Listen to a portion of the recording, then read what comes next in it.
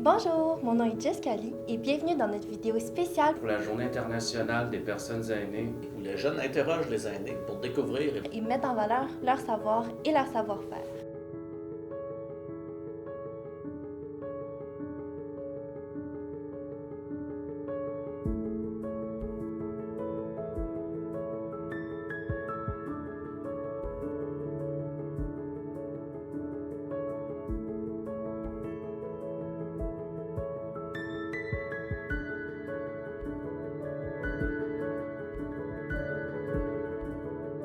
Est-ce que vous pouvez vous présenter brièvement et nous dire quelques mots sur votre parcours de vie? Oui, évidemment, quand on est une personne aînée, le parcours est plutôt long. Bonjour, je me présente, je m'appelle Facundo. Bonjour. bonjour. Je suis ici avec Louise Gagné. Mon nom est Salim Hashmi. Je suis originaire du Pakistan. Donc, je m'appelle Marie-Claire Akane Nobita. Je viens du Cameroun. Je suis à Sherbrooke depuis 16 ans. Je suis ici à Québec depuis presque 55 ans. Mon nom c'est Louise Donahue Ashmi. Et dans cette autre vie-là, j'ai été enseignante dans une école hôtelière. Oui, québécoise, sherbrookoise de naissance. Oui, issue d'une famille canadienne, française et irlandaise. Le Donahue, c'est irlandais. quel jouet tu jouais le plus quand tu avais environ 7 ans? Moi, j'avais un camion, c'était un camion Tonka qu'on appelait. Fait que c'était tout en métal, là. Fait que c'était ça mon jouet préféré. Puis là, j'avais des petits soldats en plastique, là. Fait que je jouais à la guerre avec mon camion Tonka. Oh, moi, j'ai pas beaucoup joué à la poupée. Parce que quand j'étais jeune, on n'a pas vraiment reçu des cadeaux. Moi, j'habitais à côté de mon grand-père paternel, qui était chef des pompiers. Mais un jour, une tante m'a envoyé une poupée garçon. Et ça, c'était très original. Il n'y avait pas beaucoup de filles qui avaient des poupées garçons. Donc, je pense que j'ai joué avec cette poupée jusqu'à l'âge de 10-12 ans. Et puis, moi, j'allais jouer carrément dans la station de pompiers avec mon tricycle et les autres enfants du coin. Nous, on restait pas proche de notre grand-parent parce que c'est dans une autre ville et c'est loin. Mais le souvenir de ma grand-mère, n'ayant pas connu mon grand-père, je me souviens de la bienveillance, de cette personne qui avait toujours du temps pour moi, qui avait toujours des choses à manger, à me donner. Quand on arrivait, lui allait acheter des petits livres. C'est des histoires de fantaisie, vraiment. Qui passait du temps avec moi. C'est vraiment cette présence-là qui est le plus beau souvenir que je garde. Puis il y a les choses dans le ciel, puis il y a les géants, puis des mauvaises gens, puis toute la bataille, puis tout ça. Puis ça s'est créé ça c'est vraiment, maintenant quand je pense à ça, c'est pour ouvrir notre cerveau, qu'il y a d'autres choses qui existent à part de ce qu'on vivait. Comme vous le savez, le 1er octobre, c'est la Journée internationale des personnes âgées. J'aimerais savoir quelle place occupent les personnes aînées dans votre culture d'origine. Ben alors, dans la culture bantoue dont je suis issue, les personnes âgées, les aînés occupent une place importante.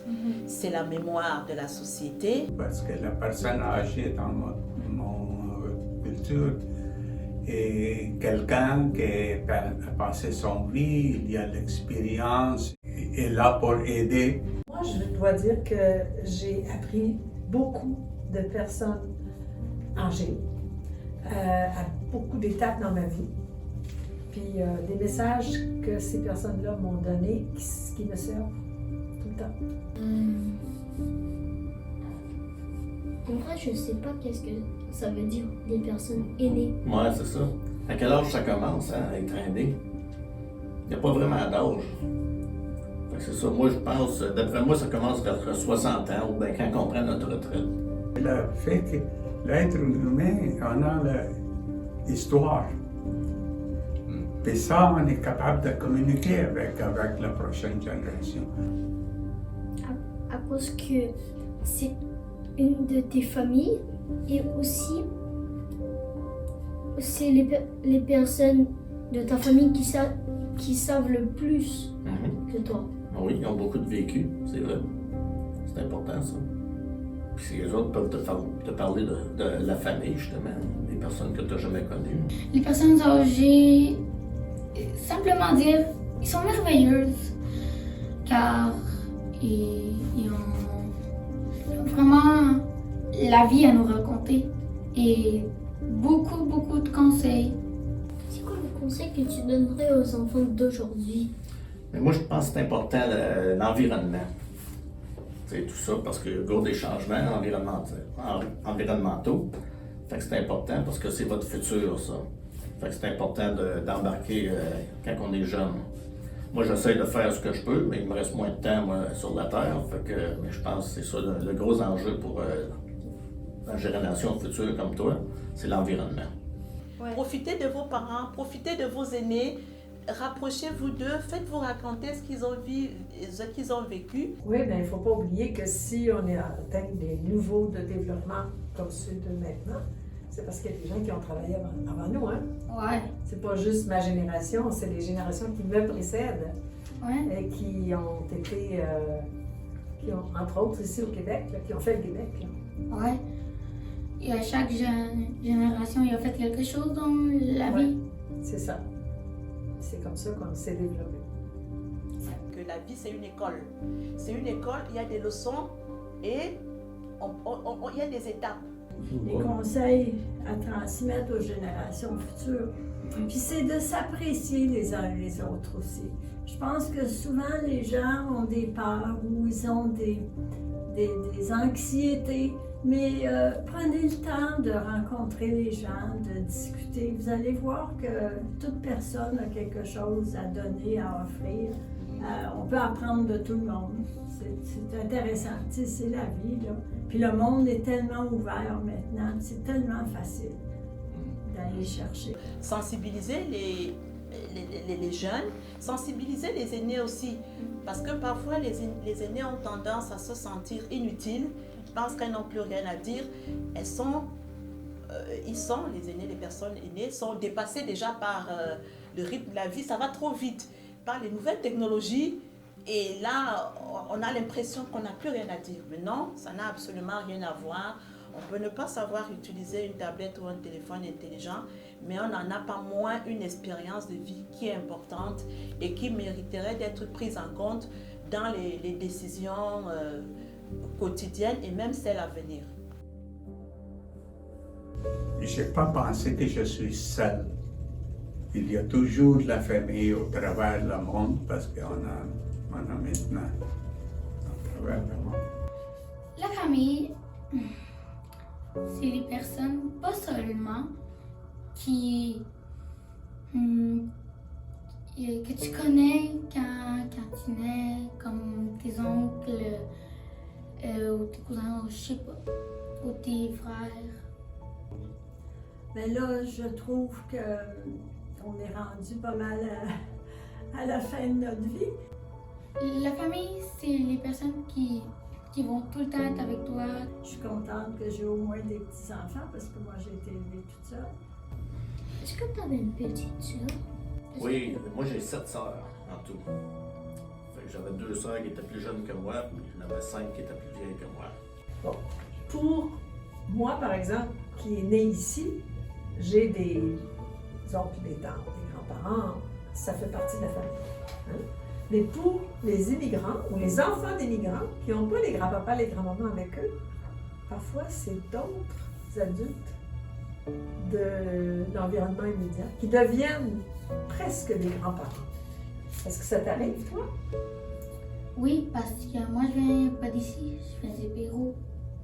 Et bien, mes grands-parents, de la part de ma mère, ils sont décédés quand mon grand-père de la part de ma mère est décédé quand ma mère elle avait mon âge à peu près.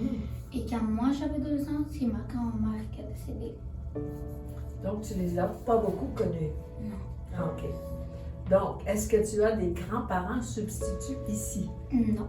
Pas vraiment. Tu n'as pas trouvé des grands-parents dans ton environnement? En tout cas, moi, si je restais près de chez toi, là, je pourrais être ta grand-mère substitut. Ben c'est ça. Moi, je trouve que c'est important de parler justement avec tes grands-parents. C'est quoi la vie justement dans ce temps-là pour apprendre, puis eux autres, en tout cas pour se connaître. Parce qu'à un moment donné, ils vont décéder, puis là, ben, tout ça, c'est comme perdu.